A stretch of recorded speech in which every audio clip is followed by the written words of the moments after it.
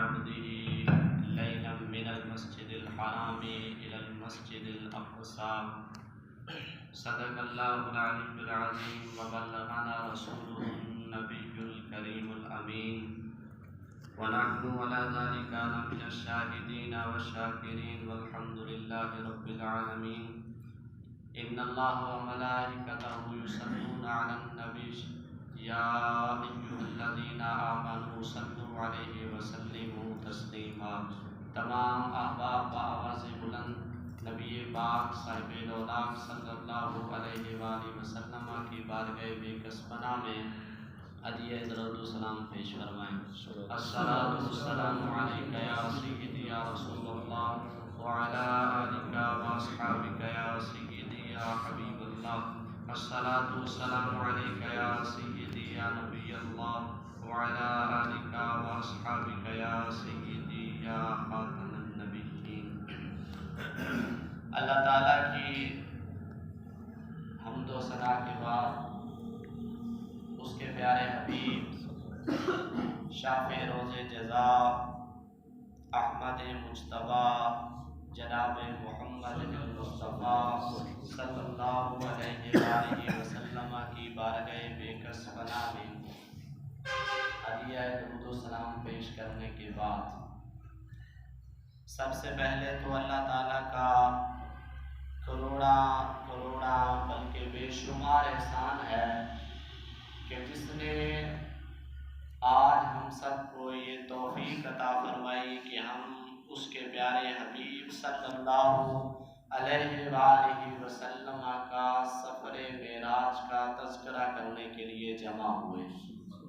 ہمارے جیسے ہزاروں ایسے لوگ ہیں کہ جو مختلف کاموں کے اندر شرکت کر رہے ہیں، ان کو اللہ نے اس قابل نہیں سمجھا کہ یہ آ کر میرے اور میرے یار کا ذکر کریں یا آ کر سنیں۔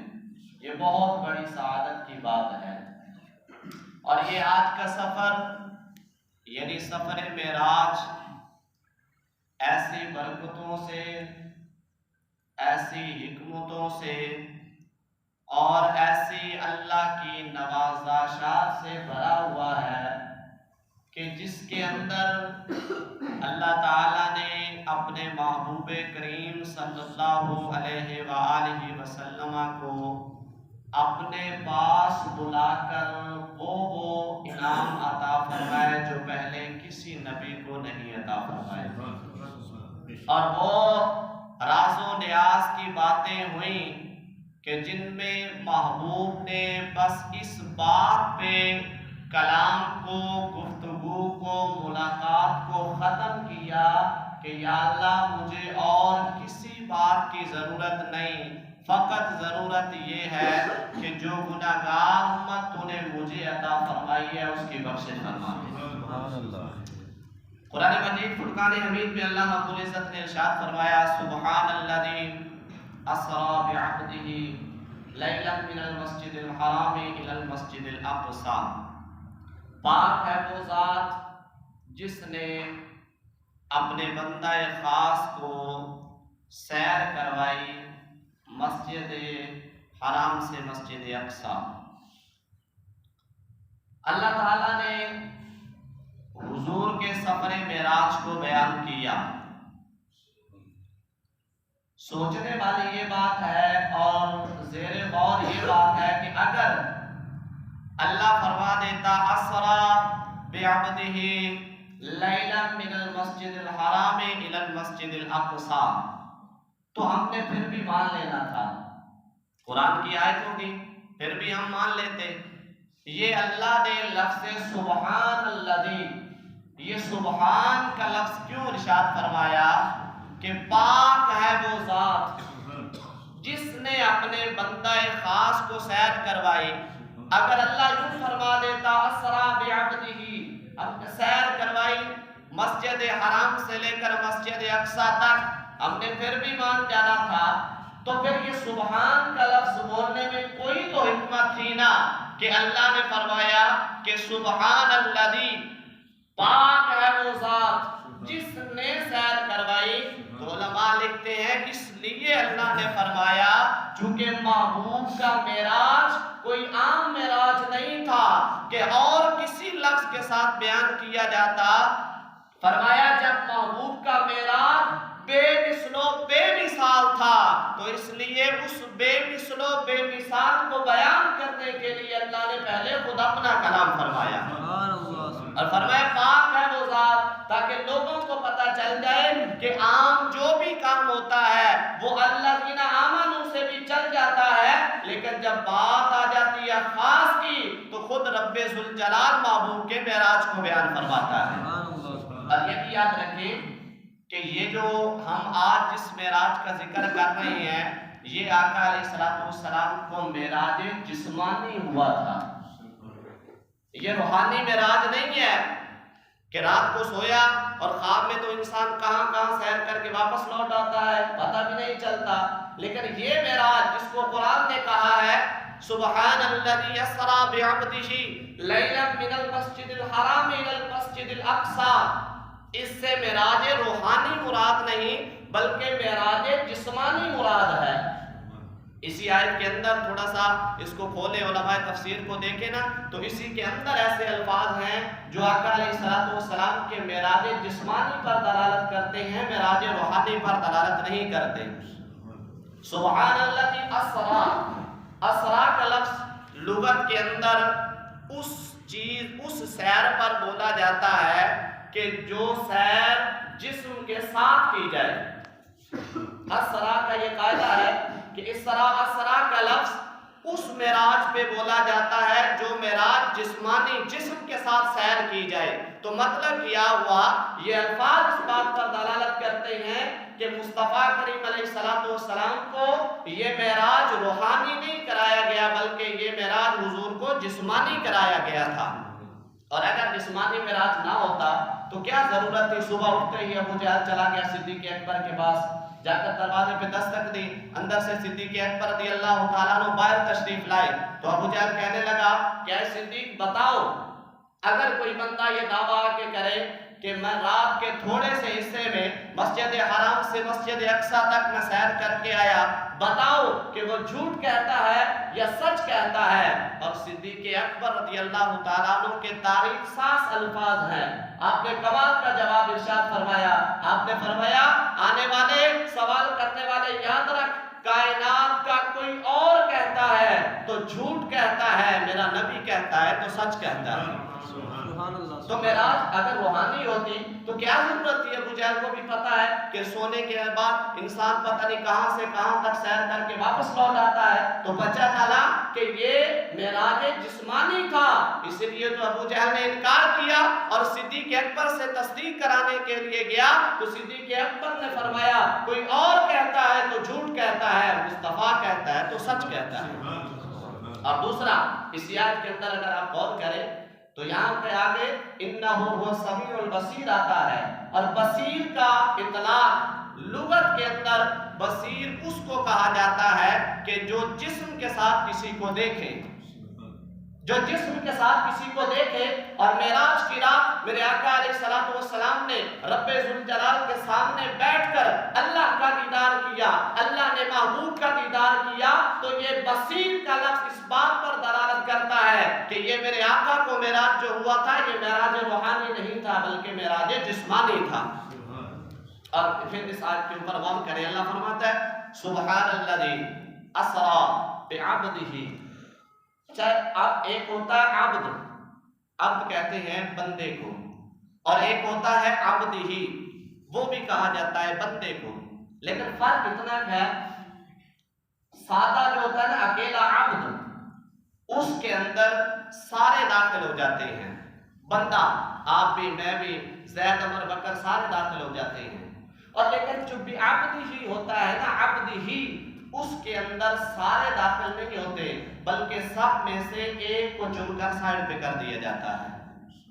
تو اللہ نے فرمایا سبحان الذی اسری بعبدہ، فرمایا پاک ہے وہ ذات جس نے معراج ہر ایک کو نہیں عطا کیا، ہر ایک کو معراج پہ نہیں بلایا بلکہ 1,24,000 پیغمبروں کو اللہ نے سامنے کھڑا کیا، کم و بیش ان کو سامنے کھڑا کر کے پھر ان میں سے بھی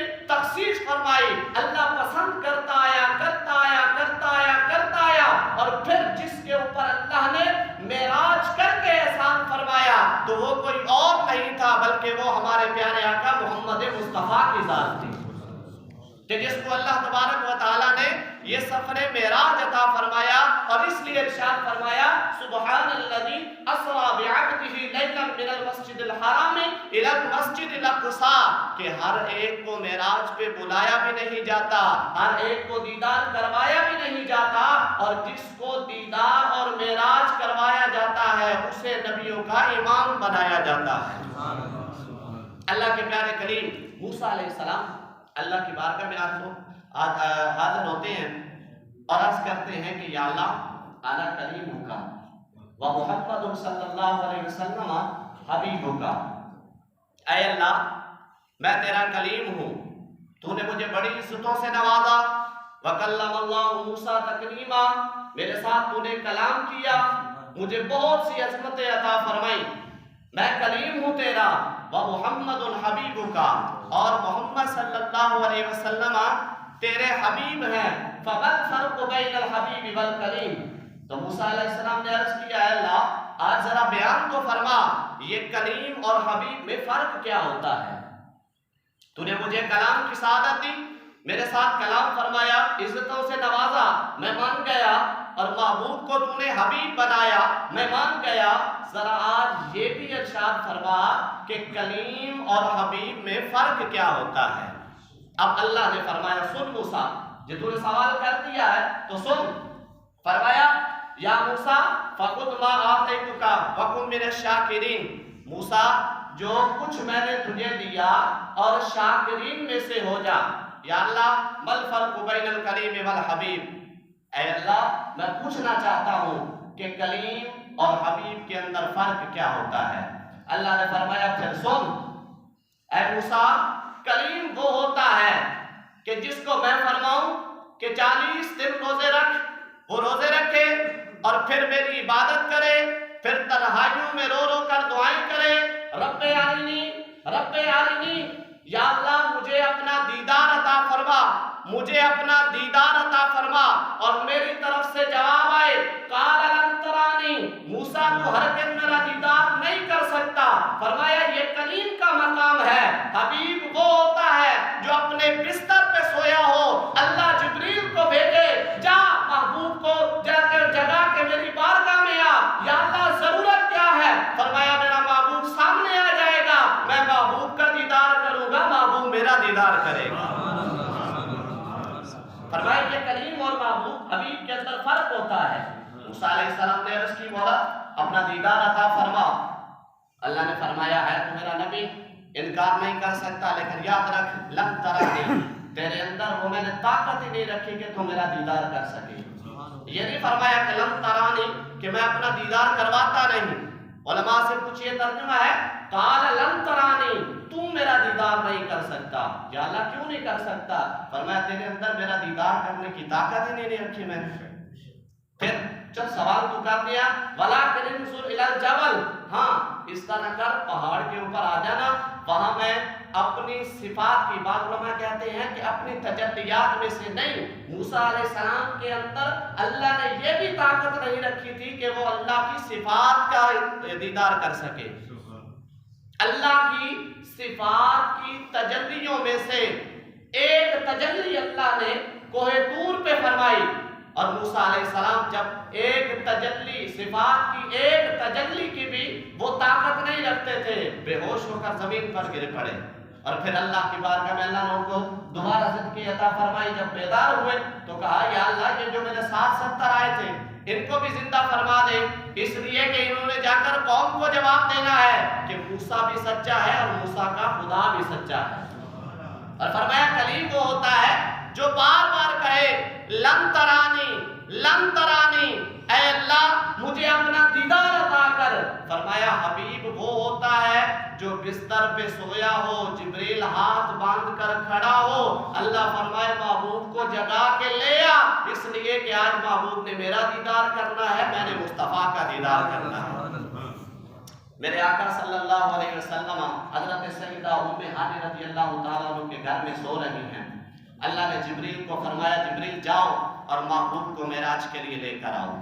جبریل آتے ہیں، آقا علیہ السلام کے قدمین شریفین کی طرف کھڑے ہو جاتے ہیں، اب محبوب کی آنکھیں بند ہے، دل کھلا ہوا ہے، اللہ بھی یہ منظر دیکھ رہا ہے اور اندر سے محبوب بھی منظر دیکھ رہے ہیں۔ جبریل کیا کرتے ہیں؟ ادھر آتے ہیں، حضور کے پاؤں مبارک قدمین شریفین کی طرف کھڑے ہو جاتے ہیں ہاتھ بند کے۔ اب اللہ کا فرمان ہے، یا جبریل عجل، اے جبریل دیر نہ کر، جلدی محبوب کو لے کر آنا ہے، جلدی لے کر آنا ہے، دیر نہیں، تاخیر نہیں ہونی چاہیے۔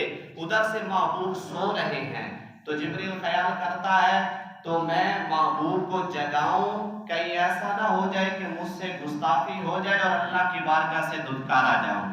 محبوب اٹھتا نہیں، اللہ فرماتا ہے عجل یا جبریل، جبریل جلدی کر، جلدی کر، جلدی لے کر آ۔ جبریل ہاتھ بند کے کھڑے ہو گئے ہیں، اب کیا کروں؟ تو اللہ نے فرمایا، یا جبریل قبل قدمیہ، اے جبریل جب میں نے تجھے پیدا کیا تھا نا تو تیرے ہونٹوں کو میں نے کافور سے بنایا تھا۔ جب تیری تخلیق میں نے فرمائی تھی تو میں نے تیرے ہونٹوں کو کافور سے اس لیے پیدا کیا گیا تھا، اور یہ ہونٹ پہلے کبھی کسی کو تو نے نہیں لگائے، میں نے اس لیے ان کو رکھا تھا کہ جب معراج کی رات محبوب سو رہا ہوگا تو اس کو جگانے کے لیے تیرے ہونٹوں کو استعمال کیا جائے گا۔ یار کمال شان ہے محبوب کی، یا اللہ کروں کیا؟ فرمایا قبل قدمہ ہے، ان ہونٹوں کو محبوب کے قدموں سے لگا، بس لگانا تیرا کام ہے، بیدار ہو جانا مصطفیٰ کا کام ہے۔ اب جبریل نے کیا کیا؟ اپنے ہونٹوں کو محبوب علیہ السلام کے قدمین شریفین سے لگاتا ہے، بس وہ ہونٹ لگنے کی دیر تھی، میرے آقا بیدار ہو جاتے ہیں۔ میرے آقا علیہ السلام کے لیے چونکہ موضوع بہت لمبا ہے، ٹائم بہت شارٹ ہے، جتنا ذکر کر سکتے ہیں بس اختصار کے ساتھ حضور کا معراج کا ذکر کرتے جا رہے ہیں۔ براق آ گیا، جبریل ہاتھ بند کے کھڑا ہے، آقا علیہ السلام براق پہ سوار ہونے لگے ہیں۔ کہتے ہیں کہ حضور نے قدم مبارک اٹھایا اور براق پہ رکھنے لگے اور پھر واپس تشریف لے آئے۔ آقا براق پہ سوار نہیں ہوئے۔ جبریل نے جب یہ حالت دیکھی تو حضور کی بارگاہ میں عرض کرنے لگے، یا رسول اللہ صلی اللہ علیہ وسلم میں نے عزت و تکریم کے اندر کمی تو نہیں کی، پھر بھی اگر آقا کمی کوئی رہ گئی ہے کہ جو آپ سواری کرنے لگے تھے اور پھر آپ نے سواری نہیں کی، تو اگر کوئی کمی رہ گئی ہے تو آپ مہربانی فرما کر معاف کر دیجئے۔ تو میرے آقا علیہ السلام نے ارشاد فرمایا، جبریل تجھ سے کمی نہیں رہی، بلکہ جب میں براق پہ سوار ہونے لگا ہوں تو مجھے میری گناہگار امت یاد آ گئی۔ اتنا کریم نبی آج امتی نوازیں چھوڑ رہی ہیں، ایک دوسروں کا حق کھا رہی ہیں، ظلم و ستم کے پہاڑ گر رہے ہیں، لیکن وہ کتنا نبی ہے کہ اتنے عظیم سفر کے لیے جا رہا ہے، رب کی ملاقات کے لیے جا رہے ہیں اور پھر براق پہ سوار نہیں ہوتے۔ جبریل پوچھتے ہیں آقا کیا ہوا؟ فرمایا مجھے میری گناہگار امت یاد آ گئی، اور آقا علیہ السلام رونے لگے، آنکھوں سے آنسو جاری ہو گئے۔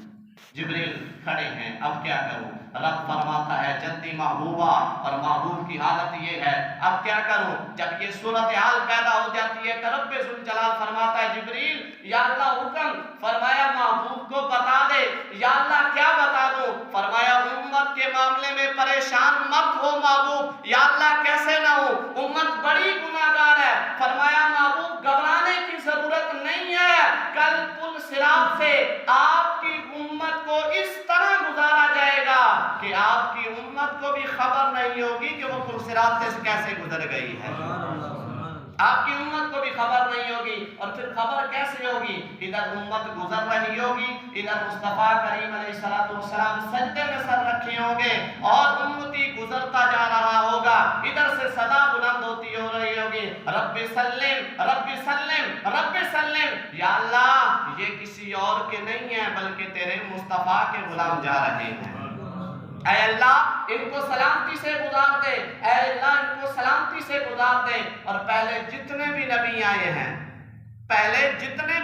آئے ہیں ہر نبی نے اللہ کی بارگاہ میں دعائیں بھی مانگی ہیں، لیکن جب بات آتی تھی امت کی تو اس وقت رو کر عرض کرتے تھے مولا جو نیک ہیں وہ ہمارے ہیں، جو نیک ہیں وہ ہمارے کھاتے میں ڈال دے، اور جو گناہگار ہیں وہ تو اپنے کھاتے میں لے لے، اگر تو چاہے تو ان کو عذاب دے اور اگر تو چاہے تو ان کو معاف کر دے، تو غفور الرحیم ہے۔ یہ باقی نبیوں کا انداز تھا، تیرے اور میرے نبی نے آتے ہی اللہ کی بارگاہ میں عرض کی مولا جو نیک ہیں وہ تیرے ہیں، جو گناہگار ہیں وہ میرے ہیں، محبوب وجہ کیا ہے؟ عرض کی مولا اگر گناہگاروں کا میں بھی نہ بنوں گا تو قیامت کے دن ان کی شفاعت کون کرے گا؟ ماڑے آنو سینے لایا مہربانی سونیا، ماڑے آنو سینے لایا مہربانی سونیا، ماڑے آنو سینے لایا مہربانی سونیا، اور ساڈے ہر ہر عیب نو جان دے ہویا، ساڈے ہر ہر عیب نو جان دے ہویا، پھر بھی پردہ پایا مہربانی سونیا، ماڑے آنو سینے لایا مہربانی سونیا۔ باقی جتنے نبی آئے ہر ایک نے اللہ کی بارگاہ میں یہی کلام